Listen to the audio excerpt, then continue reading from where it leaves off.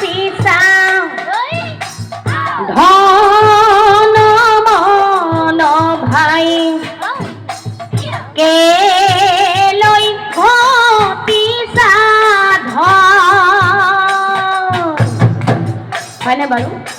কাৰ কাৰণে আমি এথোপা কৰিছোঁ?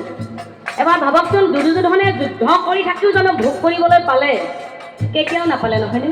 কিন্তু জীয়াই থকা কেইদিনত মানুহক ইমান লাগে, তাতেই মৰা কটা আচলতে নাপায়। থকা কেইদিন যিখিনি আছে, ভগৱানে যিখিনি দিছে সেইখিনিকে আঁকোৱালি লৈ আমি থাকক দিয়কচোন। ইমানো কিয় মৰা কটা হ'ব লাগে?